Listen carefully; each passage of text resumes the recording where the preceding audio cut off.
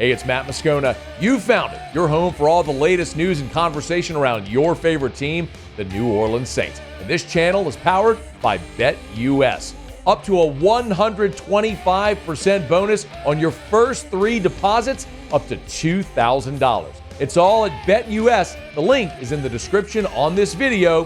Who dat? This video is brought to you by BetUS Sportsbook and Casino. New Orleans Saints drop preseason game number 2, 16-10 on the road in Santa Clara against the 49ers. Dennis Allen, after this second preseason game, was asked if he feels like at this point he's got a good feel for his team. Yeah, I got a better feel for him, and yet, I don't think the final verdict's out yet in terms of what we got, or what we're going to be. I know what we're building towards, and I like a lot of the things that I see. I like a lot of things that I'm feeling from our group. And yet there's some things that I think we still got to improve on. Didn't sound like a guy that's super pumped coming out of the second preseason game. Sounds like a guy that's a little tired right now. But then again, I might be reading too much into that. I think when you look at a preseason game, it's so hard to say this because as sports fans, we're all trained to look at the result. We look at results. We look at wins and losses. We look at completions versus incompletions. We look at results. Championships won, everything. In the preseason, you have to train yourself to just forget the result. Like, I don't care that the Saints lost 16-10. I don't care what the final score was. In a preseason game, similarly, I don't care that the Saints beat the Cardinals. What I care is that you had a 2-minute opportunity and Spencer Rattler led you down the field and Charlie Smith made the kick. Like, those are the things that you look for more than the actual result. So I don't care that the Saints lost 16-10. I love putting together a 16-play, 95-yard drive that eats up 8 minutes and 17 seconds off the clock, where your offensive line controlled totally the line of scrimmage, especially with that being such a gigantic question mark. By the way, the 2 highest graded Saints players in the game, according to PFF, were Eric McCoy and Cesar Ruiz. So it translated. Like, your starting offensive line was really good after they were such a sore spot of the conversation against Arizona. So look, you go 3 and out, then boom, here's a 16-play, 95-yard drive that eats up 8:17 off the clock. You convert 2 fourth downs, Derek Carr to Bub Means on 4th and 5, and then Taysom Hill on the touchdown run on 4th down to get you into the end zone. It was awesome. I mean, it was a thing of beauty, and if that's the last time we see the starters in the preseason, what a way to punctuate it. And Dennis Allen was asked after, is that like what you envision this offense being? Well, look, yeah, I mean, I like our ability to be able to run the football, some play-action passing game. I think, certainly I'd like for us to be able to get some explosive plays. I know this team that we just played traditionally doesn't give up a lot of explosive plays, so I think we knew kind of going into the game, that would be kind of challenging. But in the way that we were able to run the football, on that drive, I thought that was, really, really encouraging. Undeniably. You know what else is weird? It was just weird seeing a Saints running back in 26. That's all. I will always and forever associate 26 with Deuce McAllister. And I know guys like P.J. Williams have worn 26 since Deuce played.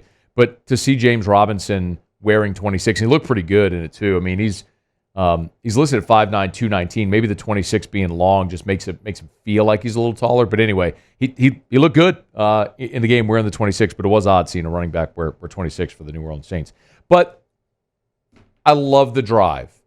I loved Rico Payton, Anthony Orji, who continue to stand out for this Saints team. Rico Payton continues to underscore how much depth you have in the secondary. And look, Marshawn Lattimore's been injured. Kool-Aid McKinstry was injured on the first defensive series and left the game. It was a knee. Dennis Allen said, seems like it's nothing serious, which is great. You got a couple of weeks to get him ready before you play Carolina. But it just continues to underscore the depth you have in the secondary when a guy like Rico Payton plays the way he did. And Dennis Allen's noticed. I thought he did some really good things. They tested him, threw the ball down the field on him, several times. I think he's done some good things.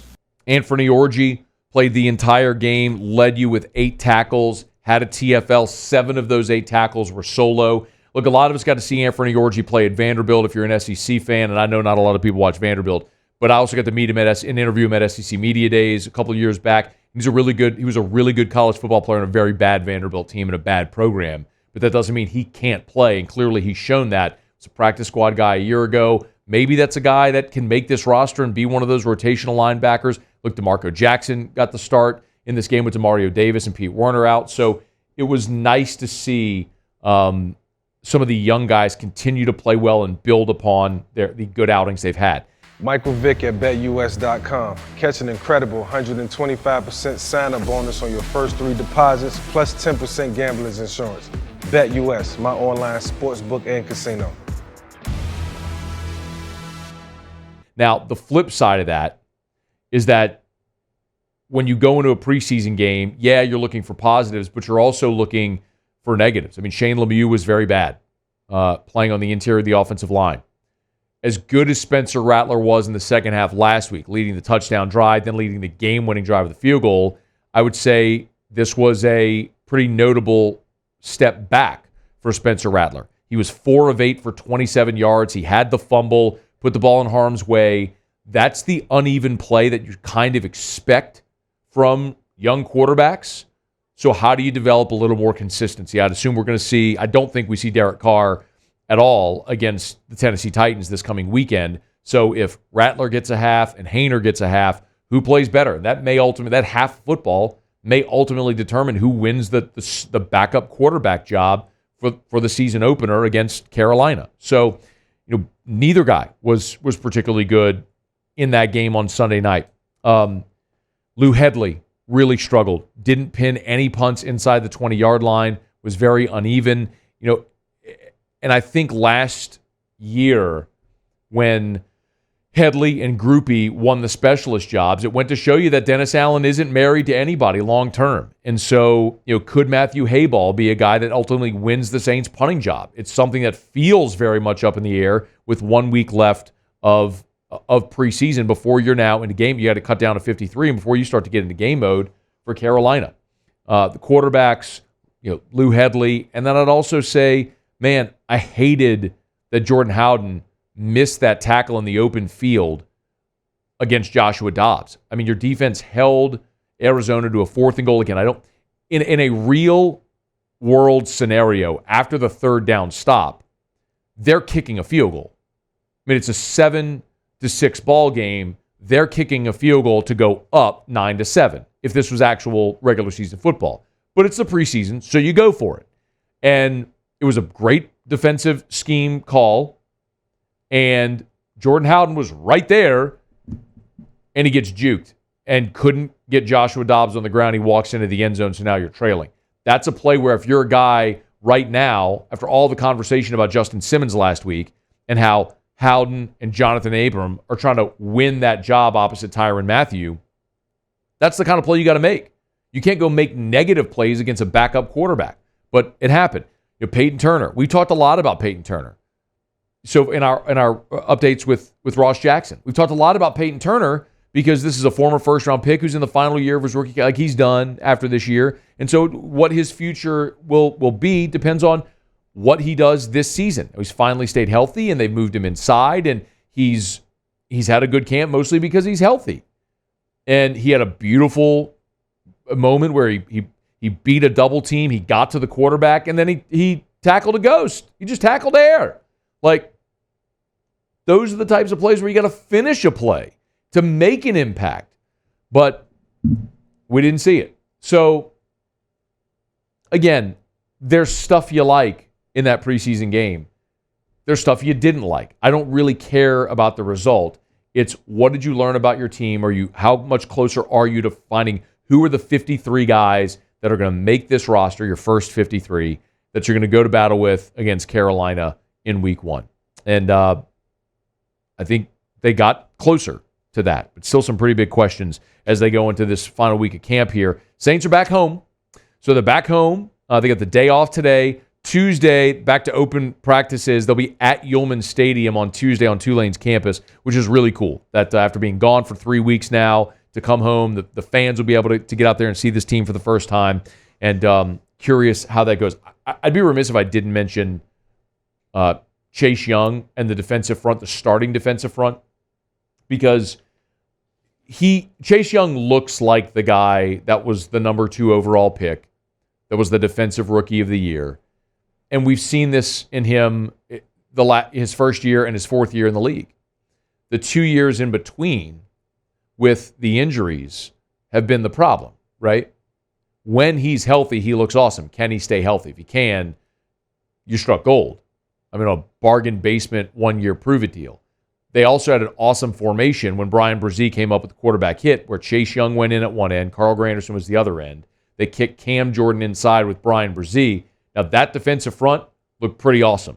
You can't block them all, and so it left Brian Brzee one-on-one, beat his guy, and he gets the quarterback hit and forces the incompletion. So there were some really good things defensively that you really like to see. So Saints fall 16-10, but that's hardly the story. As the Saints move into the final week of preseason, they'll play Tennessee Sunday at home in the Dome, and then we'll find out who makes this 53-man roster, at least the first 53-man roster.